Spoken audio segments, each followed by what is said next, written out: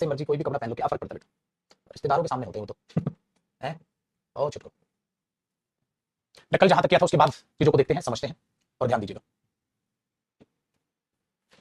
हमने last class में जो देखा था बेटा वो ये देखा था कि परफेक्ट इंफिनिटिव का मतलब होता है जब आप उसका परफेक्ट रिजल्ट वहां पर मेंशन कर देते हैं।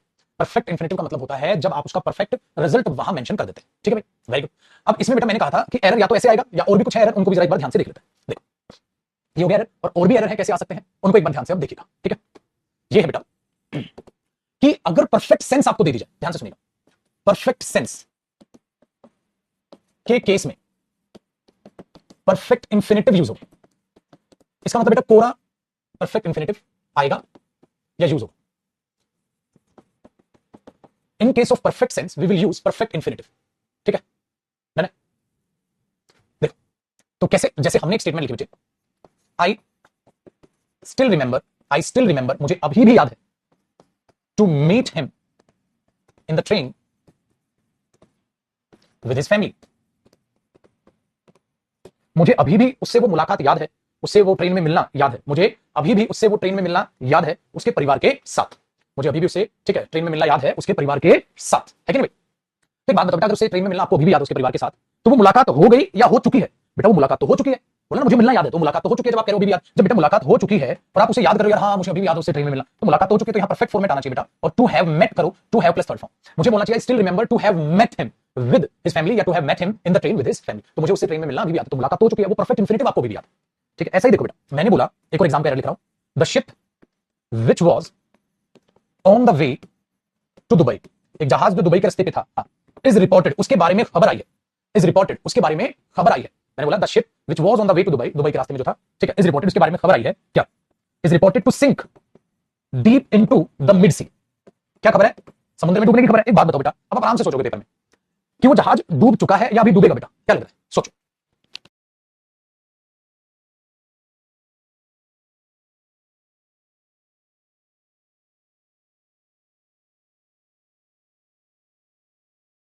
हाँ बेटा डूब चुका है, तो बेटा क्या करोगे?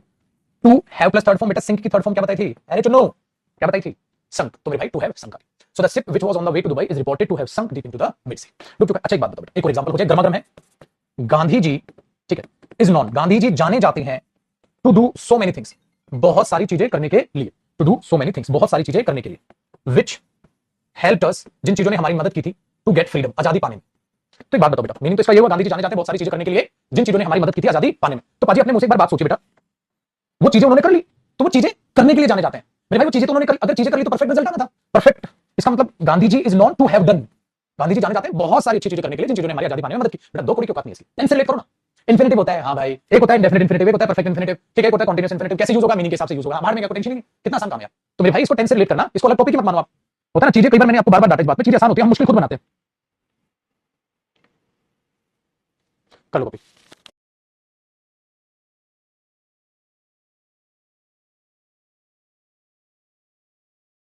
है कि नहीं?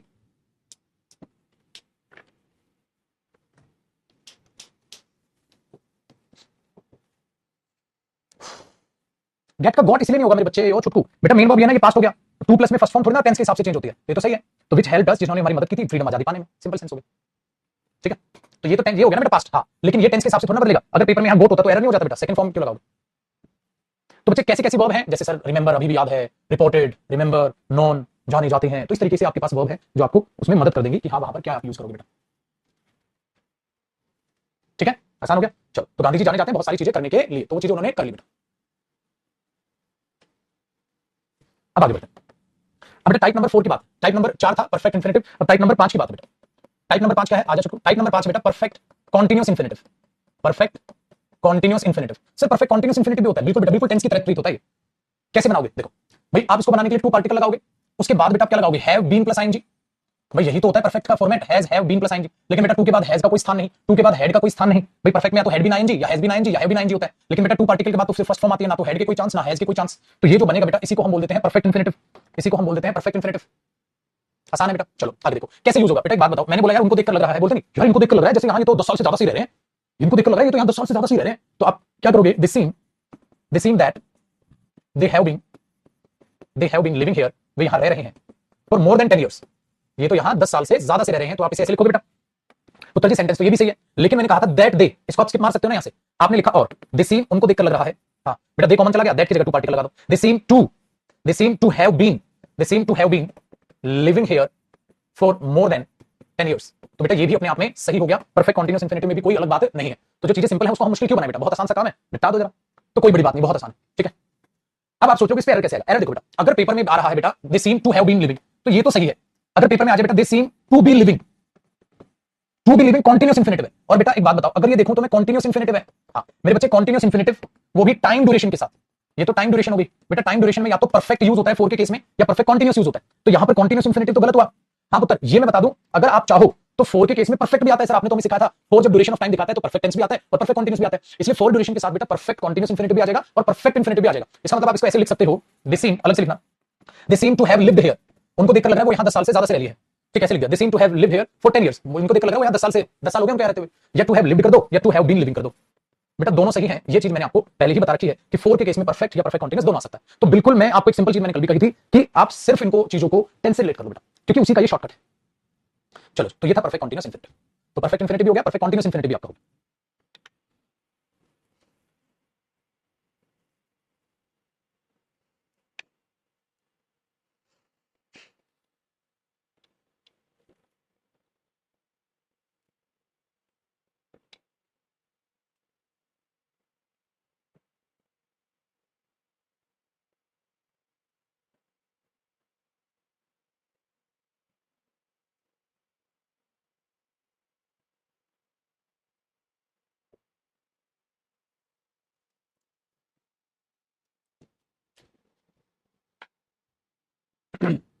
हो गया भाई कॉपी, एक एग्जांपल में सबको समझ बेटा, डिफरेंस क्लियर अपने आप हो जाएगा अगर रिवाइज करेगा तो, विदाउट रिवीजन कोई डिफरेंस क्लियर नहीं होगा मेरे बच्चे।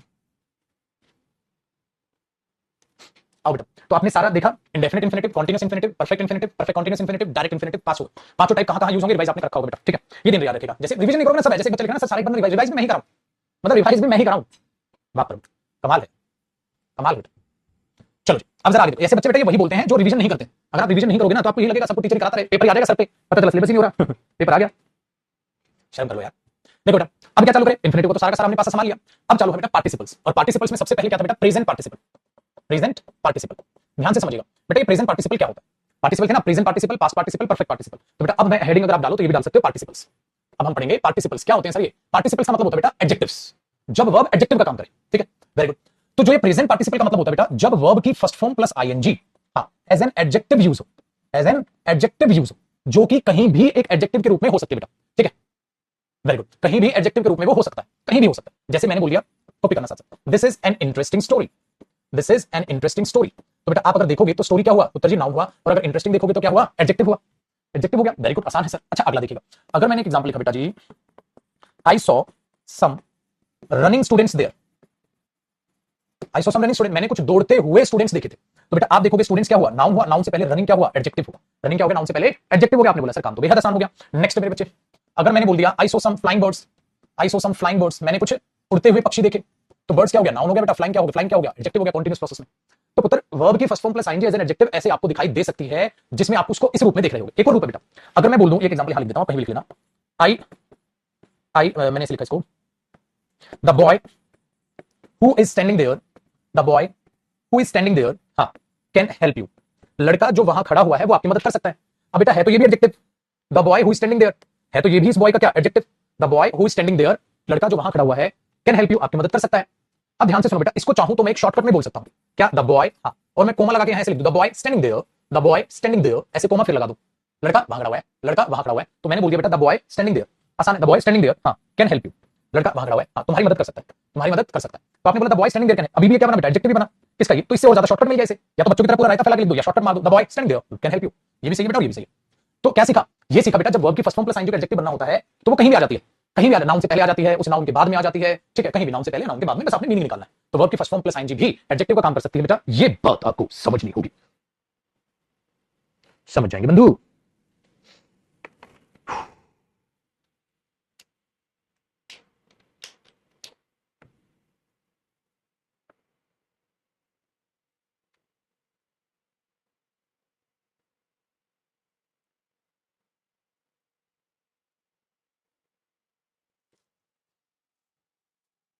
ठीक है, वेरी गुड। अब देखो बेटा, अब बात करते हैं इसके एग्जांपल की। एग्जांपल कैसे, मतलब एरर कैसे एग्जामिनर दे सकता है। या तो एग्जामिनर बेटा सिंपल कह देगा I saw some fly birds, fly birds नहीं फ्लाइंग बर्ड्स होगा, मतलब वो वहां पर वर्ब की फर्स्ट फॉर्म दे देगा जो कि एरर होगा, ठीक है। या सेकंड थर्ड फॉर्म लिख देगा the boy stood there, stood नहीं स्टैंडिंग देयर, मतलब या तो ये एरर बनेगा इसमें बेटा, या तो ये एरर बनेगा, या तो ये एरर बनेगा कि वो ऐसे मजे लेगा, ठीक है। I saw some run student, run student क्यों होगा, रनिंग स्टूडेंट, कैसे ऐसे एरर अरे बेटा आते हैं, हर चीज है। या तो एरर आएगा ये क्योंकि मुझे एडजेक्टिव बनाना था तो वहां वर्ब की फर्स्ट फॉर्म प्लस आईएनजी लगानी चाहिए थी मेरे बच्चे, आपने लगा दिया वर्ब की फर्स्ट फॉर्म वर्ब की थर्ड फॉर्म, वो लॉजिक नहीं जा रही, तो ये दिखाएगा उस काम को करते हुए, आते हुए, जाते हुए, दौड़ते हुए, खाते हुए, ये चीज, ठीक है।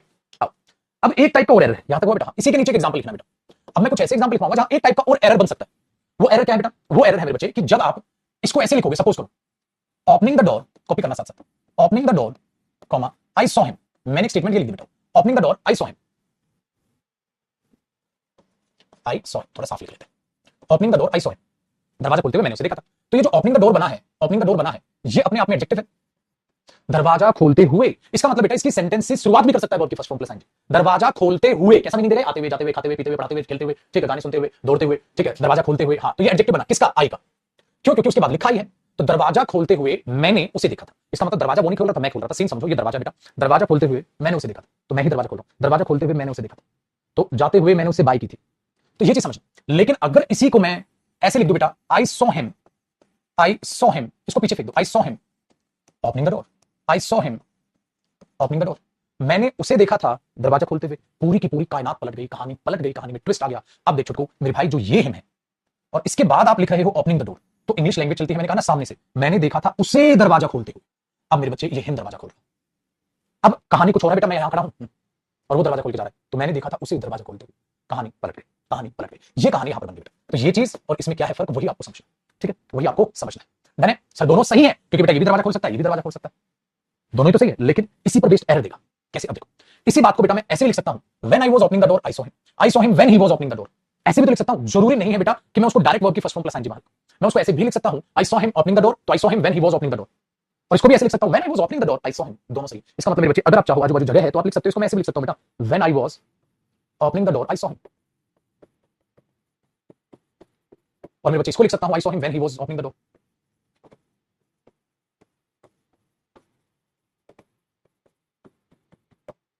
ये बनता है, आसान हो गया। तो ये शॉर्टकट ही तो है। अब एग्जाम में लेगा मजा, मजा देखो क्या है, मजा ऐसे लेगा, ऐसे लिख देगा कहानी, ध्यान से सुनिए बेटा, I saw a dog reading the newspaper, हा हा हा, बेटा मजा नहीं है, आई सॉ अ डॉग और रीडिंग द न्यूज़पेपर, मैंने बोला ये क्या पागलपन है, मैंने देखा था कुत्ते को अखबार पढ़ते हुए, कुत्ता अखबार कैसे पढ़ लेगा। अब कई बच्चे यहां जंक्शन लेते हैं, सर क्या पता कुत्ता सूंघ रहा होगा, सर क्या पता कुत्ते ने मुंह में अखबार लिया होगा, क्या पता कुत्ता अखबार देखा, अरे पागल, जो लिखा है वो बोलना, सूंघ रहा होगा, ठीक है, उसको कैरी कर रहा होगा, बेटा अखबार कुत्ता कैरी कर लेगा मुंह में, हाँ कैरिंग हो जाता तो ठीक होता, कैरिंग द न्यूज़पेपर, अखबार कैरी किया होता, कुत्ते ने मुंह में उठा के लिया था कुत्ते, लेकिन कुत्ता पढ़ने का मतलब होता है रीड बोल बोल कर पढ़ना, कैसे पढ़ लेगा कुत्ता।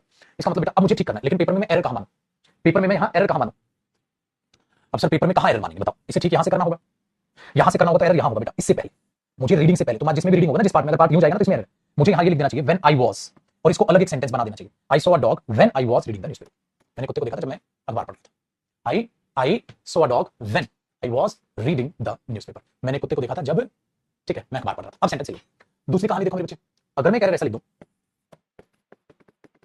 Driving the car, driving the car, a cat crossed his way, भाई ये भी चमत्कार हो गया बाबू, देखो क्या लिखा है, ड्राइविंग द कार, हाँ, a cat crossed his way, क्या मीनिंग है बेटा, मतलब कार चलाती हुई बिल्ली ने बिल्ली कार चला रही है और देख रही है, अरे तुम भी हो आगे, बिल्ली कैसे कार चलाई, तो कौन चला रहा होगा, ये चला रहा होगा ही, तो बेटा मुझे यहां एरर आएगा पेपर में, यहां ए पार्ट यू कर देगा तो इसमें एरर हुआ, when he was driving the car, जब वो गाड़ी चला रहा था तो बिल्ली ने रास्ता काट दिया, तो बेटा यहां एरर बनेगा, हमारा काम आसान। चलो कॉपी करो, फिर और एग्जांपल से लिखा था, आई वाज मतलब देना बेटा।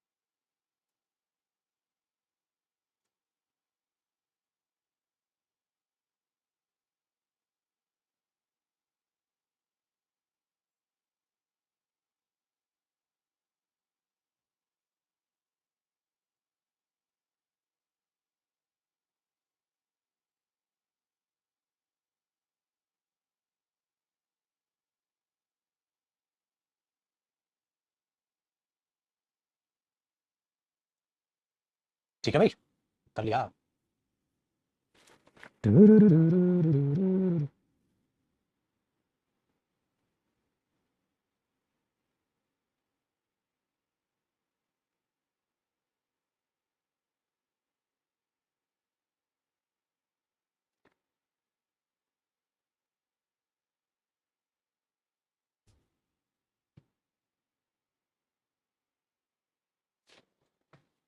चलो देखो बेटा, अब हमने ये बोला, अब नेक्स्ट देखना बेटा,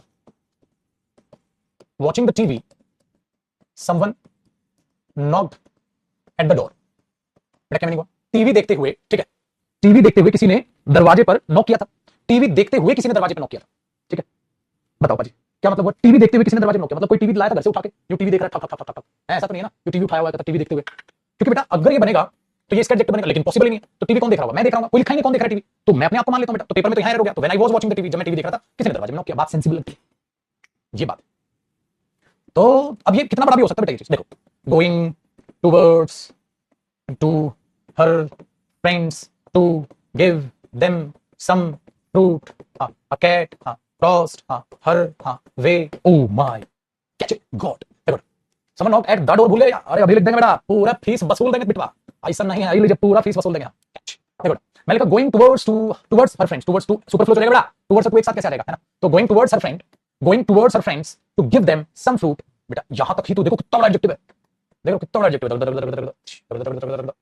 going towards a friends to give them some fruit, a cat crossed her way, a cat. अब देखो बेटा, तनिक बिलोटा आए और बिलाता तो कैट को नहीं ना बोलेंगे, बिल्ली ना बोलेंगे, तो एक मौसी जी आई और रास्ता काट गई लड़की का। तो बेटा ऐसा लग रहा है जैसे बिल्ली जा रही थी अपने दोस्तों को कुछ फ्रूट देने, बिल्ली तो उसका नहीं हो सकता, तो बेटा यहां होगा पेपर में व्हेन शी वाज गोइंग, ठीक है, वेरी गुड। चलो कॉपी करो, मुबारक हो, आपका प्रेजेंट पार्टिसिपल खत्म। मुबारक हो जी, मुबारक हो लड़का बाजी, भगवान ने सुन ली तुम्हारी, है कि नहीं? गांव में होता है ना, मुबारक हो जी, मुबारक हो लक्ष्मी जी, माँ बाप खुश होला जी, मजा आ गया जी, मजा आ गया है। चलो ना तुम भी नौकरी ले लो, फिर तुम्हारी भी शादी हो जाएगी, फिर तुम्हारे भी छोटे छोटे चुनमुन होंगे, फिर तुम अपने छोटे छोटे चुनमुन को ये छोटे छोटे टॉपिक यूं ही समझा दोगे, एडमिशन तो दिलाओगे नहीं तुम मेरे पास, तुम बोलोगे ना बेटा ना, हमें पैसा नहीं है, पैसा बचाएंगे बेटा, मैं पढ़ाऊंगा जैसे मैं तेरे को खुद ही पढ़ा दूंगा। ऐसा करोगे तुम मेरे साथ? क्या कोचिंग दिलाओगे? मैं कोचिंग दिलाना बेटा, कंजूस नहीं बनने का, ठीक है जी? चलो कहीं तुम अपने ही नोट्स में से उसको पढ़ा लो।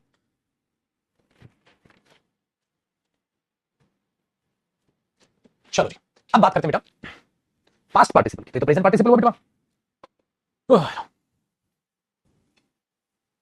सर तुम कब कर रहे हो शादी? ये कौन सी रेस्पेक्ट है भाई? एक तो तुमने सर लिख दिया, कोमा फिर लिख दिया तुम, हम समझ नहीं पा रहा हूं बेटा कौन रेस्पेक्ट है ये, है बचवा रेस्पेक्ट है? एक यहां लिख दिया सर, यहां लिख दिया तुम, खतरनाक लौंडा है। या तो कह ले सर आप, बढ़िया लगेगा यार, है यहां कर दिया सर और यहां कर दिया तुम, तो आसान है यार, है भाई? ए भैया कौन रेस्पेक्ट है भैया, ये समझ नहीं पा रहे हैं हम, है भैया जी? कमाल लौंडे हैं अपने।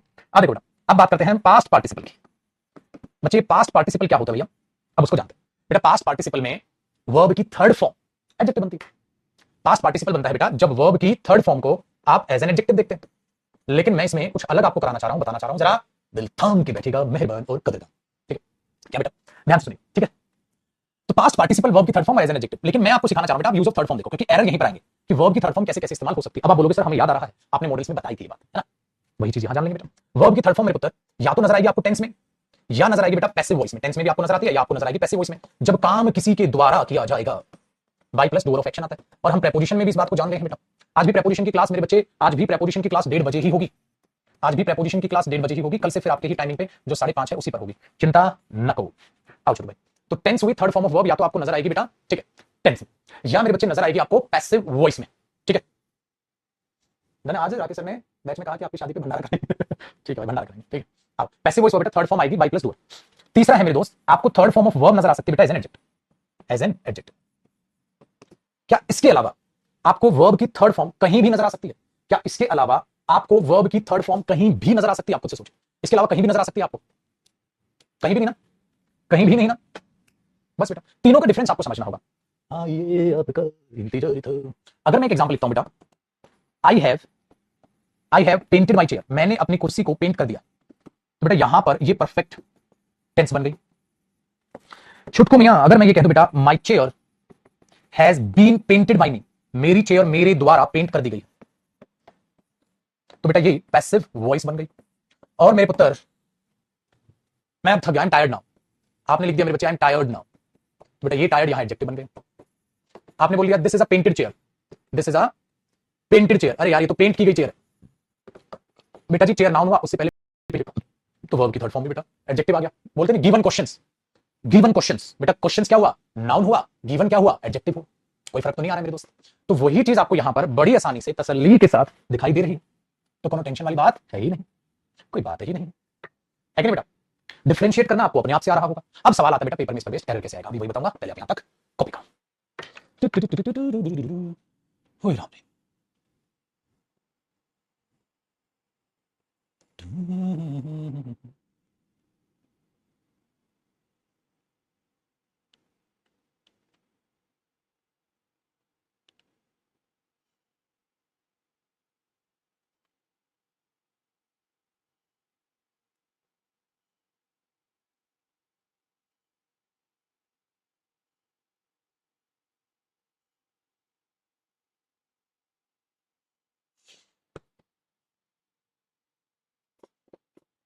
चंदन बाबू टू डाउट है, I want nothing but to love, I want nothing but love हो जाएगा बेटा, क्योंकि आई वांट लव, लव वहां पर नाउन है, तो I want nothing but love, मुझे कुछ नहीं चाहिए प्यार के अलावा, I want nothing but an apple, तो I want nothing but love. कराया हुआ क्वेश्चन पूछ रहा है, फिर कहते हो सर आप डाउट क्यों नहीं लेते हैं, क्योंकि मेरे पास डंडा नहीं है, वरना मुर्गा बना कैसे लाल ना बनाए तो कहो है भाई, ये तो कराया हुआ सेंटेंस, क्या डाउट है इसमें,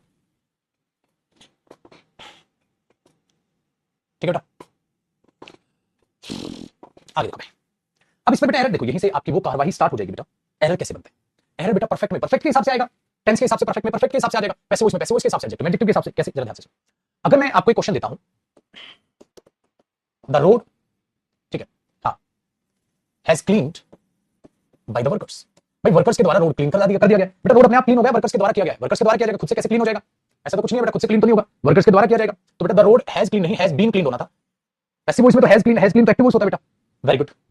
ऐसे ही देखो, अगर कोई ये दे दे सर आई हैव बीन, हाँ यहां पर लिख के दे रहा है वो, और जो कि नॉनसेंस है, I have been done my work, मैंने अपना काम कर लिया, I have been done my work नहीं, I have done my work, क्योंकि हैव के बाद थर्ड फॉर्म आ जाएगी, एक्टिव वॉइस है, ठीक है बेटा, आया, आसान हो गया ना भाई, वेरी गुड। अब जरा बात को ध्यान से सुनिएगा बेटा, मैंने बोला कि एडजेक्टिव के रूप में अगर वर्ब की थर्ड फॉर्म को एक एग्जांपल से समझे, जैसे मैंने बोला बेटा I have written a letter, मैंने एक लेटर लिख लिया है, तो ये परफेक्ट टेंस हुआ, I have written a letter. देखो एक जादू दिखाता हूं, जादू, इस रिटन को आर्टिकल के बाद फेंक दो, I have written letter, I have written a letter और आई हैव रिटन लेटर, बेटा दिन रात का फर्क है। अब ये मेन वर्ब बन गई, मेरे पास है, प्रेजेंट इंडेफिनिट हो गया बेटा, ये मेरे पास एक लिखा हुआ लेटर, तो टाइप किया हुआ नहीं है, लिखा हुआ है, तो नाउन हुआ, और रिटन हुआ मेरे बच्चे एडजेक्टिव, ठीक है, वेरी गुड। तो अब बात क्या बनी बेटा, I have written a letter, I have written letter, ठीक है। अच्छा एक और जादू दिखाता हूं बेटा, रिटन को एक और बार पीछे फेंक दो, I have a letter written, I have a letter written, अब ये पॉजिटिव वर्ब बन गई, अब ये पॉजिटिव बन गई, मैं एक लेटर लिखवाता हूं, अगर मैं बोला आई हैव अ लेटर, ठीक है, हाँ रिटन बाय हिम, तो ये पैसिव वॉइस है उसका, लेकिन ये पॉजिटिव बन गया, I have a letter written या I have a letter written by him. अगर मुझे बाय हिम स्किप करना होता तो मैं खाली रिटन भी लिख सकता था बेटा। देख लो जादू, एक ऐसे टाइप का सेंटेंस मैंने जानबूझ के लिखा है ताकि आपको अलग अलग रूप में दिख जाए। तो वर्ब की थर्ड फॉर्म परफेक्ट टेंस में हो सकती है, वर्ब की थर्ड फॉर्म एडजेक्टिव हो सकती है, वर्ब की थर्ड फॉर्म पैसिव वॉइस हो सकती है। बताओ मेरे दोस्त, माय पेंटिंग इज पेंटेड, बेटा माय पेंटिंग, और पेंटिंग पता है ना क्या, नाउन है मेरे बच्चे, मेरी पेंटिंग पेंट की जाती है, ये तो ये बना जो तू लिख रहा है, माय पेंटिंग इज पेंटेड, मेरी पेंटिंग पेंट की जाती है, तो पेंटिंग पेंट की जाती है, कोई सेंस बना, पेंटिंग को कोई पेंट कैसे करेगा रे, ए बाबू।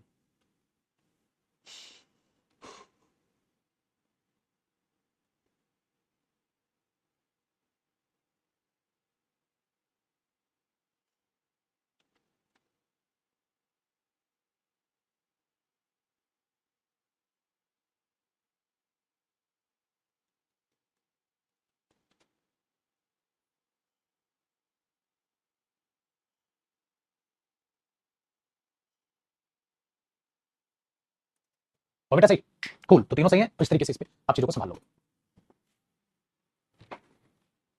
चलो बेटा आगे बेटा, नेक्स्ट नेक्स्ट मतलब अगला सेक्शन हमारा क्या बचा, तो ये पास्ट पार्टिसिपल था, तो बेटा प्रेजेंट पार्टिसिपल भी समझ आ गया आपको, पास्ट पार्टिसिपल भी समझ आ गया। अब अपने बच्चों को बताता हूं परफेक्ट पार्टिसिपल क्या है, ये लास्ट पार्टिसिपल बेटा।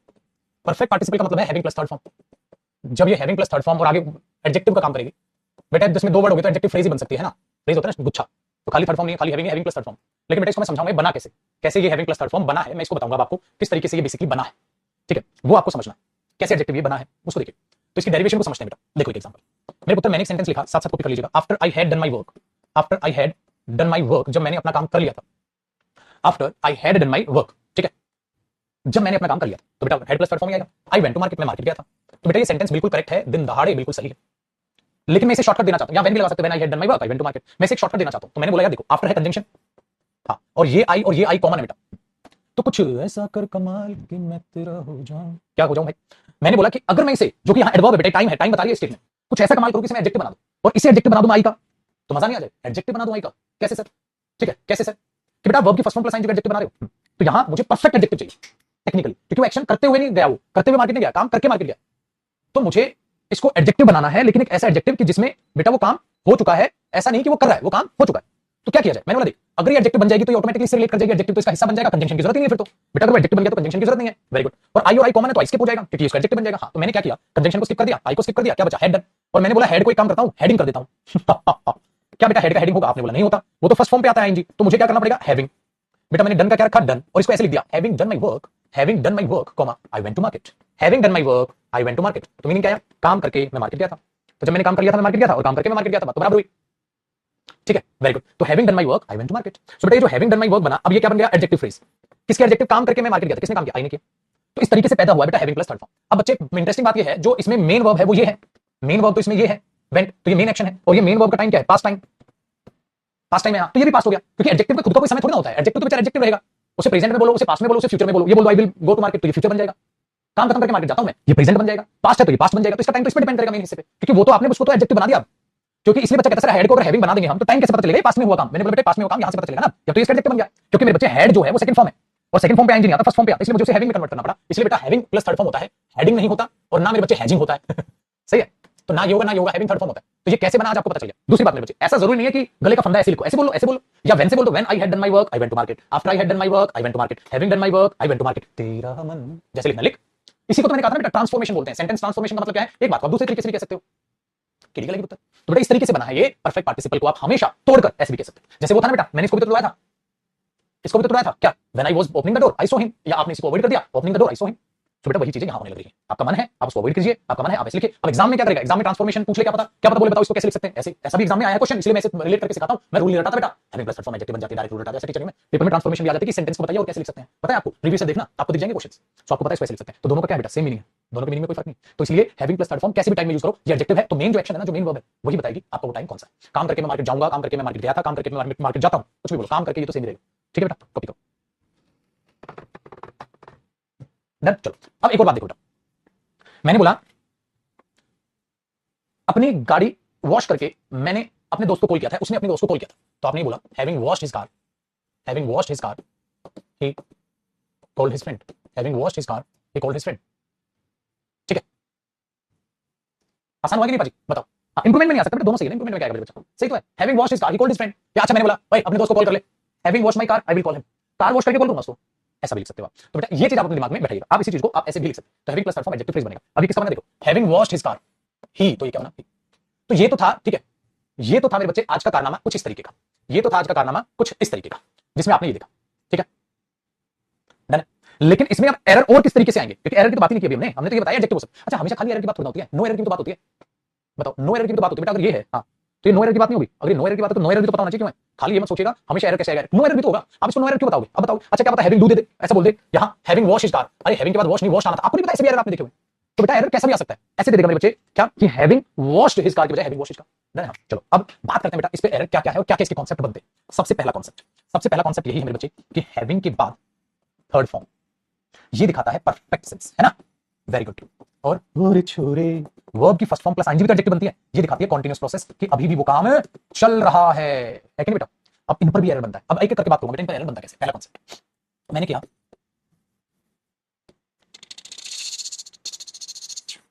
क्लीनिंग ऐसे बना देता, cleaning my room I went there to play with them.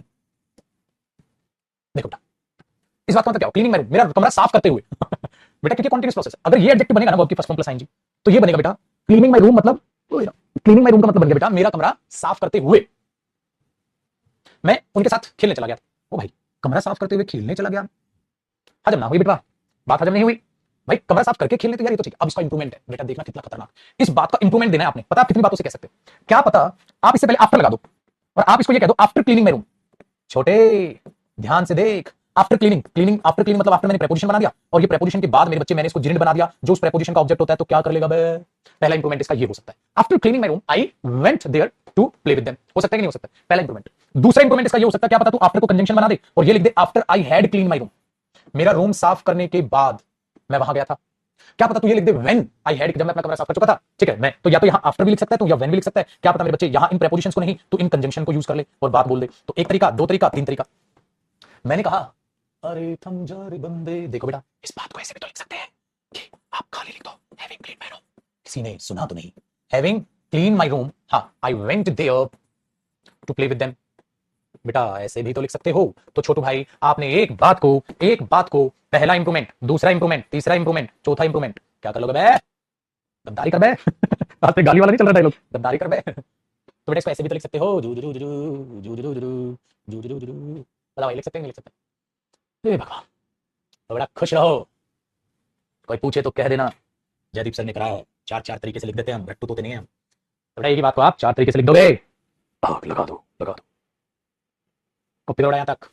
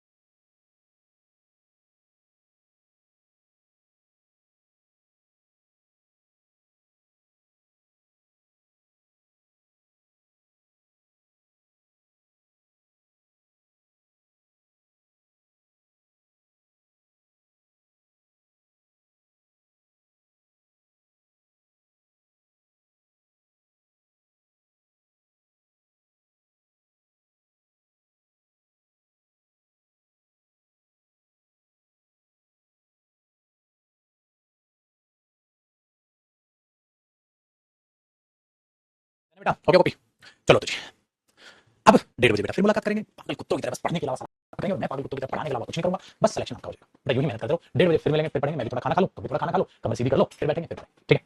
तो इसको भी खत्म नहीं हुआ, आगे और कराऊंगा बेटा, अभी खत्म नहीं हुआ, कल आगे और इसके एग्जांपल्स होंगे। इसको हम कर लेते हैं सेव, वर्ब एडवांस। रायता का है, रायता बोला लाल मिर्च वगैरह कुछ भी नहीं, सिंपल दही बूंदी बस, फटाक चल, ठीक है बेटा? चलो जी मैंने सर, चलो खुश हो बेटा, मजे करो और 1:30 बजे मुलाकात करते हैं। आबाद रहिए, मस्त रहिए और मेहनत बस करते हैं। नमस्कार, जय हिंद।